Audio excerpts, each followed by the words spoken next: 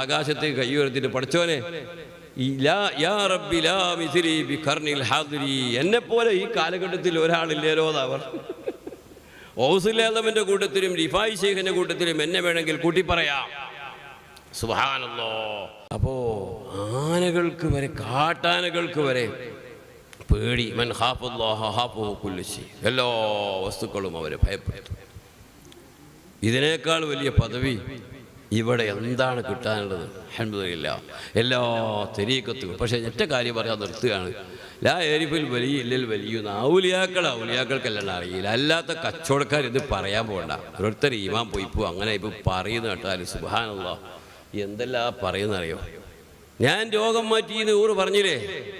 രോഗം മാറ്റൽ അല്ലല്ലേ? ആർക്കാ സംശയമുള്ള അല്ലല്ല? അള്ളാഹു തന്നെയാണ്.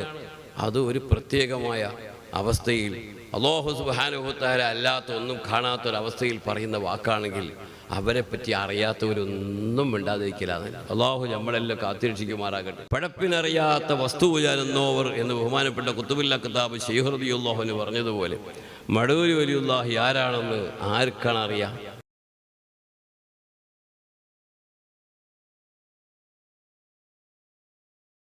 എൻ്റെ പ്രിയപ്പെട്ട ശബ്ദം കേൾക്കുന്ന മുത്തഅല്ലിമീങ്ങൾ, എന്നോട് സിയമ്പുരുന്നൊരിക്കൽ പറഞ്ഞ വാക്ക് ഞാൻ എപ്പോഴും പറയാറുണ്ട്. മഹബത്തും സുഹബത്തും ഖിദ്മത്തും അതുകൊണ്ട് മാത്രമേ രക്ഷപ്പെടുകയുള്ളൂ. അള്ളാഹു നമ്മൾ മഹബത്തിൻ്റെ പേരിൽ ഒരുമിച്ച് കൂടി. ഈ കൂടിയതും ഇതൊക്കെ ഒരു ഖിദ്മത്തായി പടച്ച റബ്ബ് സ്വീകരിക്കുമാറാകട്ടെ.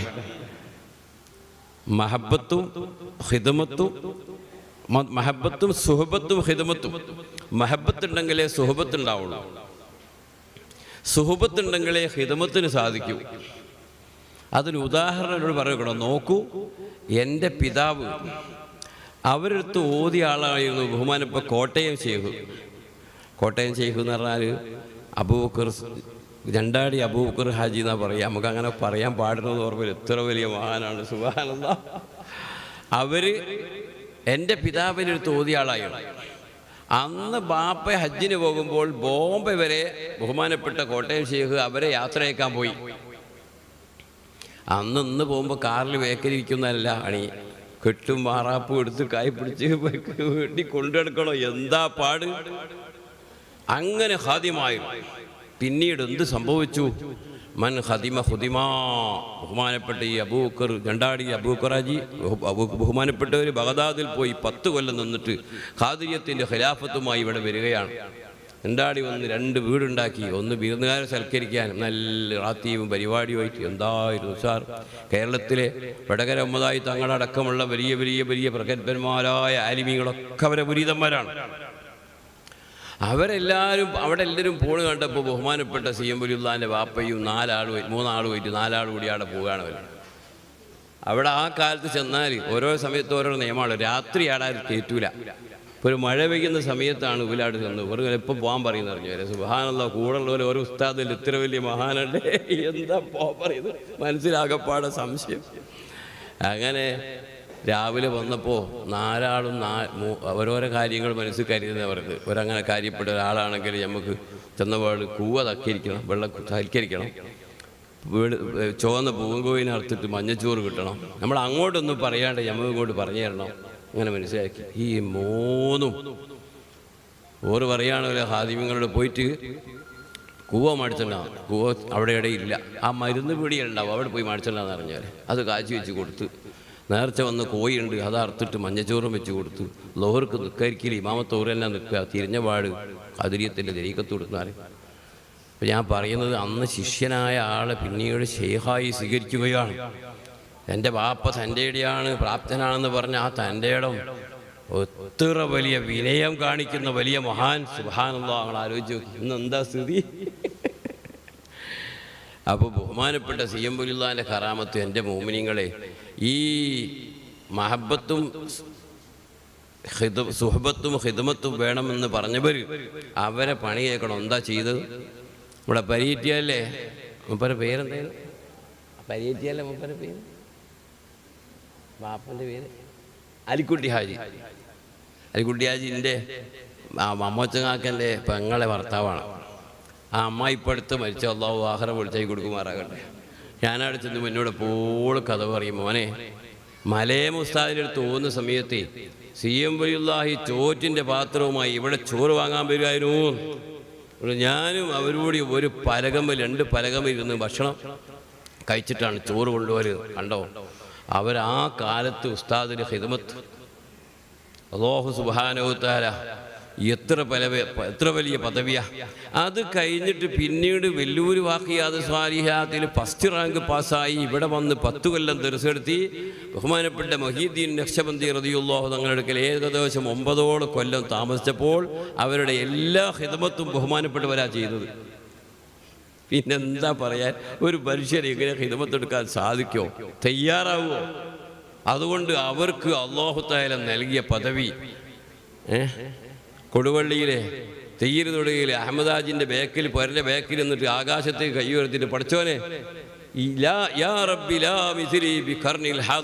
എന്നെപ്പോലെ ഈ കാലഘട്ടത്തിൽ ഒരാളില്ലേരോ അവർ. ഔസുല്ലാദമിൻ്റെ കൂട്ടത്തിലും റിഫായി ഷെയ്ഖിൻ്റെ കൂട്ടത്തിലും എന്നെ വേണമെങ്കിൽ കൂട്ടിപ്പറയാം. സുബ്ഹാനല്ലാഹ്, എത്ര വലിയ പദവിയാ. ഇതിപ്പോൾ അങ്ങോട്ട് പറയാൻ നിന്നാൽ ഞാനിങ്ങനെ പറഞ്ഞ് നീണ്ടുപോകുമെന്ന് എനിക്കറിയാം. അതുകൊണ്ട് ഞാൻ നിർത്തുകയല്ലേ. അതായത് ഓർക്ക് അല്ലാഹു കൊടുത്ത പദവി, എൻ്റെ പ്രിയപ്പെട്ട മുത്തഅല്ലിമീങ്ങളെ, ഈ ഖിദ്മത്തിൻ്റെ ബർക്കത്ത് കൊണ്ട് അല്ലാഹു കൊടുത്തത്. വയനാട്ടിൽ 14 ആനകൾ പോകുന്ന വഴിക്ക് പറയണല്ലേ, 14 കരിമ്പ് കഷ്ണം കരിമ്പെടുക്കുന്നു. ഇതെടുത്ത് പോയിട്ട് വരിയായി ആനിൻ്റെ തൊള്ളയിൽ വെച്ച് കൊടുക്കുകയല്ലേ. ആ കൂട്ടത്തിൽ ഉണ്ടായിരുന്ന ഒരാളായിരുന്നു തച്ചമ്പോയിലെ അസ്സൻ സാഹിബ് എന്ന് പറഞ്ഞ ആള്. ഉപ്പ കൂടെ ഉണ്ടല്ലേ. ഈ അസ്സൻ സാഹിബിനോട് ഓര് പറയണ പോലെ, ഇതാ കൈ വെച്ച് നോക്കൂ, നല്ല ചൂടുണ്ട്. ആനൻ്റെ തൊള്ളയിൽ നാവുമ്മൽ കൈ വെച്ച് പോകുന്നു. എന്നിട്ട് ഈ അസ്സൻ സാഹിബ്, നിങ്ങളൊന്ന് മനസ്സിലാക്കണോ, ഞാനെന്തോ കഥ പറയാൻ വിചാരിക്കണ്ട. ഈ അസ്സമായി മരിക്കുന്നതിൻ്റെ തൊട്ട് മുമ്പ് സുൽത്താനുലമ ആട് പോയിട്ട് മൂപ്പർക്ക് ദ്വാരം കൊടുക്കുകയും മയ്യത്ത് കയറുകയും, മൂപ്പർക്ക് എന്തോ ഒരു സ്നേഹമായിരുന്നു സുൽത്താനുലമക്ക്. CM വലിയുള്ള വഫാത്തായപ്പോൾ ആദ്യമായി ഓറപ്പറ്റി ഒരു പാട്ടുണ്ടാക്കിയത് ഈ അസ്സൻ സാഹിബ അച്ചമ്പോയിലെ. ബഹുമാനപ്പെട്ട ശംസുലുലമ, ഇവിടുത്തെ പണ്ഡിതന്മാരല്ലേ, തുല്യതയില്ലാത്ത പണ്ഡിതന്മാരല്ലേ. ശംസുലുലമ ആ പാട്ട് കേട്ടിട്ട് ആദ്യം 100 രൂപ കൊടുത്ത് സമ്മാനം കൊടുത്ത് ഉദ്ഘാടനം ചെയ്ത ആളാണ്. മനസ്സിലായോ? ഈ അസ്സൻ സാഹിബ് ആ സമയത്ത് കൂടെ ഉണ്ടായിരുന്നു. ബാപ്പയുണ്ടല്ലേ നിങ്ങളെ ബാപ്പ, എനിക്കിപ്പോൾ ശരിക്കും അറിയാം. എനിക്ക് നിങ്ങളെ ബാപ്പ മോനാന്നൊക്കെ ഓർമ്മല്ലേ, എന്നോട് പറയും അതൊക്കെ എയർപോർട്ടിൽ കൊണ്ടുപോയ ഒരു തലയ്ക്കെട്ട് കിട്ടേനും ബാപ്പല്ലേ. അത് തന്നെ, പൊക്കം കുറഞ്ഞിട്ട് 5 കൊല്ലം ഞാൻ കൂടെ നടന്നു. ഞാൻ ഒപ്പരൊക്കെ നടക്കലുണ്ടെന്ന് അറിയുന്നത്. അപ്പോൾ ആനകൾക്ക് വരെ, കാട്ടാനകൾക്ക് വരെ പേടി. മൻ ഖാഫല്ലാഹ ഖാഫഹു കുല്ലു ശൈ, എല്ലാ വസ്തുക്കളും അവരെ ഭയപ്പെടുത്തും. ഇതിനേക്കാൾ വലിയ പദവി ഇവിടെ എന്താണ് കിട്ടാനുള്ളത്? അൽഹംദുലില്ലാഹ്, എല്ലാ തരീഖത്തും. പക്ഷേ ഒറ്റ കാര്യം പറയാൻ നിർത്തുകയാണ്. ലാ യരിഫുൽ വലിയിൽ വലിയുന്ന ഔലിയാക്കൾക്കെല്ലാം അറിയില്ല. അല്ലാത്ത കച്ചവടക്കാർ ഇത് പറയാൻ പോകണ്ട. ഓരോരുത്തർ ഈമാൻ പോയിപ്പോ അങ്ങനെ ഇപ്പോൾ പറയുന്ന കേട്ടാൽ സുബ്ഹാനല്ലാഹ് എന്തെല്ലാം പറയുന്നറിയോ. ഞാൻ രോഗം മാറ്റിയെന്ന് ഊറ് പറഞ്ഞില്ലേ, രോഗം മാറ്റല് അല്ലല്ലേ? ആർക്കാ സംശയമുള്ള അല്ലല്ല? അല്ലാഹു തന്നെയാണ്.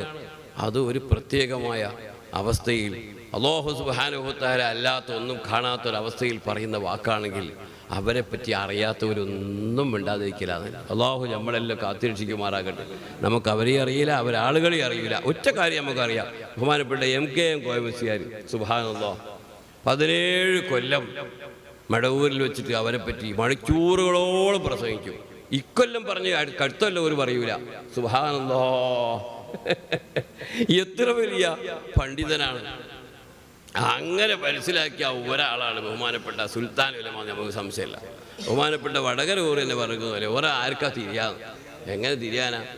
മാരിഫത്തുൽ വലി അസ്അബു ബി മാരിഫത്തില്ലാ, ലാ യഅരിഫുൽ വലിയൽ വലിയു എന്നല്ലേ അബുൽ അബ്ബാസിൽ മർസി റളിയല്ലാഹു നിങ്ങൾ പറഞ്ഞത്. പിന്നെ നമ്മളെന്താക്കാനാ? നമുക്കങ്ങനെ മനസ്സിലാക്കാം. ഏതായാലും പടപ്പിനറിയാത്ത വസ്തുവിചാരെന്നോവർ എന്ന് ബഹുമാനപ്പെട്ട ഖുത്ബുൽ അഖ്താബ് ശൈഖ് റളിയല്ലാഹു അൻഹു പറഞ്ഞതുപോലെ മടവൂർ വലിയുള്ളാഹി ആരാണെന്ന് ആർക്കാണ് അറിയാം?